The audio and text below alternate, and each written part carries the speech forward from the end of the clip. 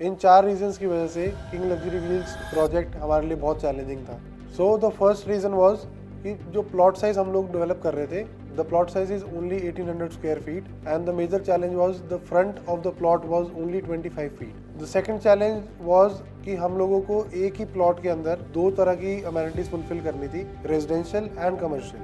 The third challenge was जब हम एक ही बिल्डिंग के अंदर दो टाइपोलॉजीज को मिक्स कर रहे हैं तो उन दोनों की एंट्रीज डिवाइडेड होनी चाहिए, सेग्रीगेटेड होनी चाहिए। रेजिडेंशियल फ्लोर को we wanted it to be like वो बिल्डर फ्लोर की तरह लुक एंड फील ना दे, it should feel like a very homely duplex kind of a vibe. So this was our building proposal. As you can see this much of the floor area we had divided it into, let's suppose this is the A section of the building and then this whole part is B section of the building.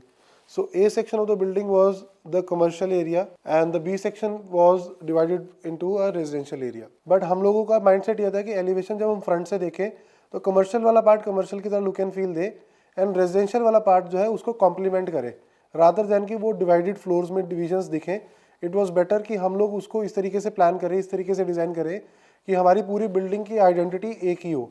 तो ground floor and the first floor हम लोगों ने एक glass facade के साथ play किया था, क्योंकि फर्स्ट फ्लोर पे एंड ग्राउंड फ्लोर पे देयर वर द कार्स, जो सेलेबल कार्स है वो पार्क्ड थी। So the person who is crossing by the building should have a connectivity with the building. A section के अंदर हम लोगों ने ये प्लान किया था कि when we enter the building, नीचे वाला जो फ्लोर था हम लोगों ने उसे स्टिल्ट फ्लोर की तरह बनाया था टू मैक्सिमाइज द पार्किंग। तो ये लग्जरी यूज्ड कार स्टोर है, तो उनको वहाँ पे स्पेस चाहिए अपनी यूज्ड कार्स को पार्क करने के लिए। तो स्टिल्ट फ्लोर पे हम लोगों ने approximately in 25 feet front with a 70 feet depth हम लोगों ने 9 कार्स की पार्किंग को अचीव किया था। Plus the 10th car can also be parked on this section.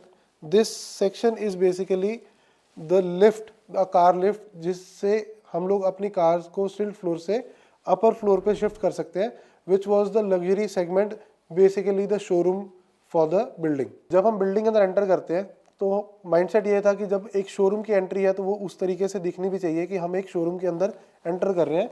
हम लोगों ने ऑल्दो ये area as a parking area plan किया था, बट डिज़ाइन पर्सपेक्टिव ये था कि वहाँ पे एंटर करते हुए भी जो हमारी बिल्डिंग के एलिवेशन के अंदर कर्वेचर लाइंस है या जो हम लोग थीम के साथ वर्किंग कर रहे हैं वो कहीं ना कहीं इंटीरियर्स के अंदर रेप्लिकेट हो, कहीं ना कहीं इंटीरियर्स के अंदर उसकी एक एसेंस हो।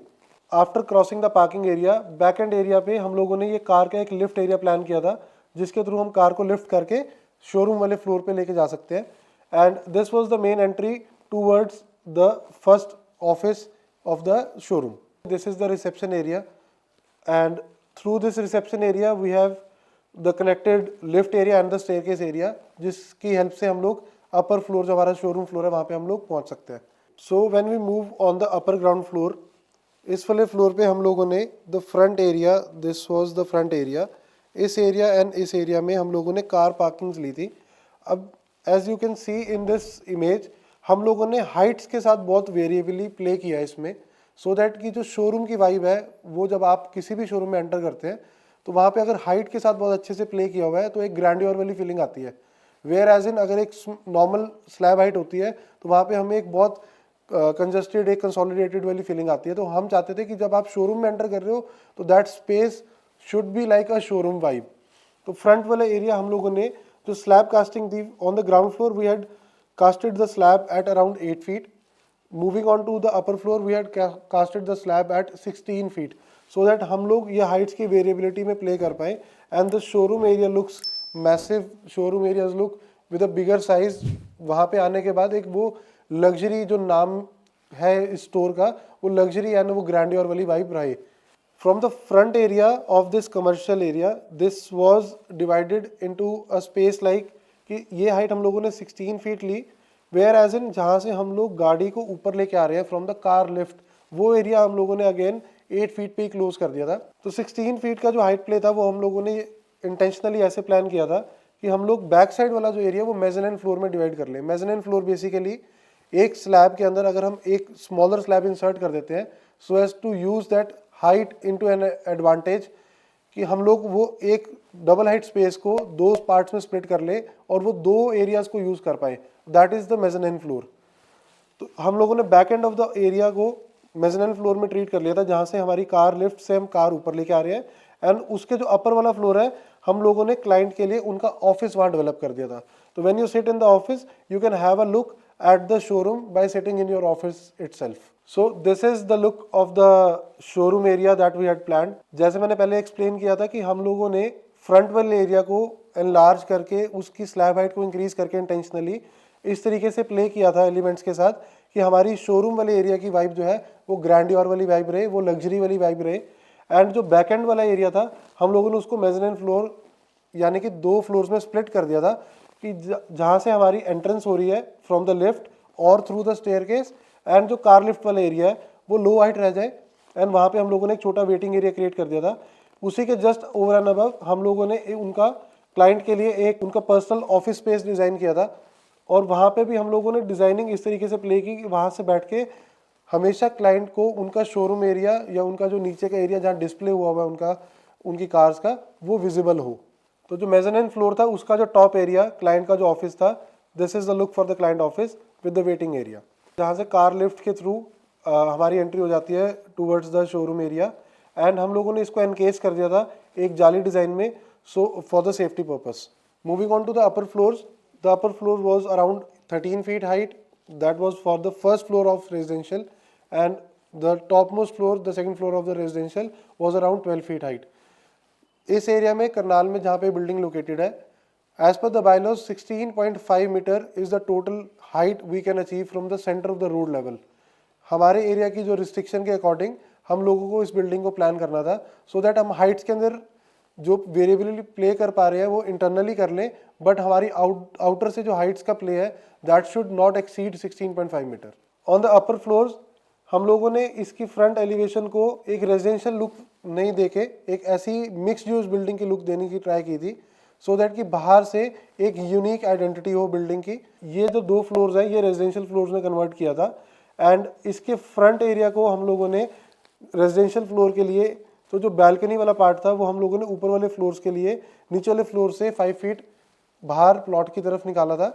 एंड उसकी वजह से हम लोग अचीव कर पाए थे कि हर बेडरूम के बाहर, चाहे वो इस फ्लोर पे है चाहे वो ऊपर वाले फ्लोर पे है, हम लोग बाहर एक अच्छा सिटिंग एरिया प्लान कर पाए थे. To add a unique factor to the building we had added this element in the building so that एक एक्स फैक्टर बिल्डिंग में रहे.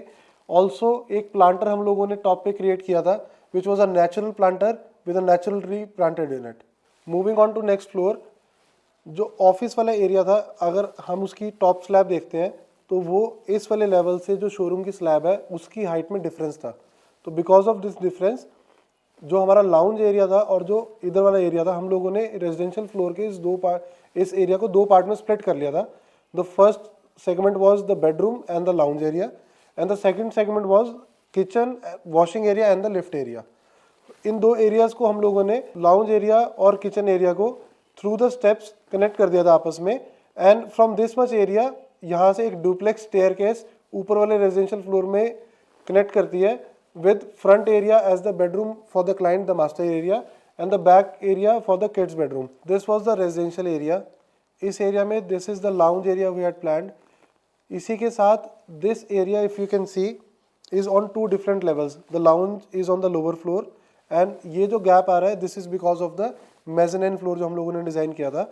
And थ्रू द स्टेप्स हम लोगों ने उन दोनों स्पेसिस को कनेक्ट कर दिया और जहाँ से ये एरिया स्टार्ट हो रहा है वहाँ से हम लोगों ने एक डुप्लेक्स एरिया प्लान किया था with staircase and a double height space जहाँ से हम लोग नेचुरल लाइट बिल्डिंग में एंटर कर सकते हैं.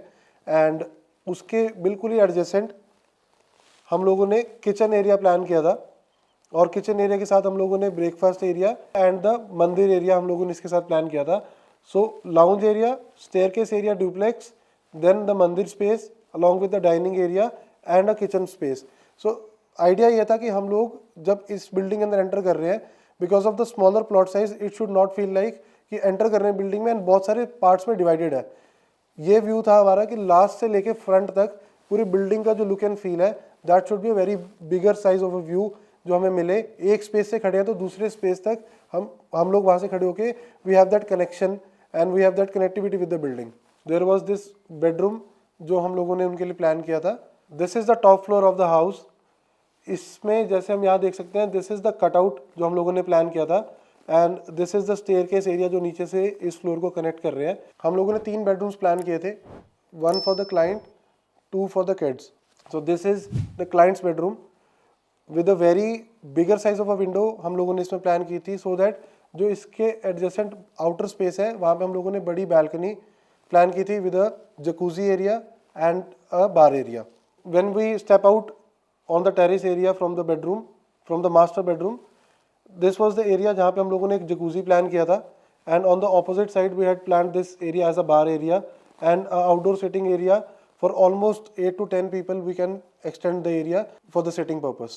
This was the bedroom very close to the cutout. तो हम लोगों ने क्या प्लान किया था कि हम लोगों ने एक टॉप पे विंडो प्लान की, so that कि हम लोग नेचुरल लाइट रूम के अंदर भी एंटर करवा पाए, which is very important for to maintain the hygiene of the building. This was the kids bedroom with a study area, a LED panel and the other amenities as per the requirements. Again kids area with a wardrobe area attached in the room itself. And हम लोगों ने यहाँ पे भी एक double height cutout space backend पे जो plan किया था for the kitchen exhaust and all, वहाँ से हम लोगों ने एक विंडो प्लान की for this room to get the light enter into the bedroom. So इस तरीके से हम लोग अचीव कर पाए थे यहाँ से टॉप हाइट तक का एक डबल हाइट कटआउट, जिसकी हेल्प से हम लोग घर के अंदर natural light and ventilation achieve कर पाए. एंड जो बॉटम वाले फ्लोर्स थे वो कमर्शियल सेगमेंट की तरह घर वाले सेगमेंट से डिफरेंट भी हो गए, डिस्कनेक्टेड भी हो गए. एंड दिस कॉमन लिफ्ट जो हम लोग ग्राउंड से टॉप फ्लोर तक लेके जा रहे हैं, इट हैज़ 2 doors. बेसिकली एक डोर जो हमारा कमर्शियल सेगमेंट के लिए ओपन होता है, and on the other side alternate side पे जो डोर हम लोगों ने प्लान किया है वो ओपन अप होता है रेजिडेंशियल फ्लोर में, and that only opens through a card entry और a pass code. Also keep in mind if in case lift कभी भी किसी मेंटेनेंस में है या किसी भी रीजन की वजह से वर्क नहीं करती, तो these 2 floors should be interconnected via staircase. कि हमें इमरजेंसी में कभी भी मूव आउट करना है या मूव इन करना है बिल्डिंग में, तो हम लोगों ने ये वाला सेगमेंट एक हिडन स्टेयरकेस की तरह प्लान किया था from the office floor to the lounge area. And this access was a hidden access that was only accessible to the client, and the key and the passcode was only with the family members, so that in case of emergency they can move out of the building or can enter the building.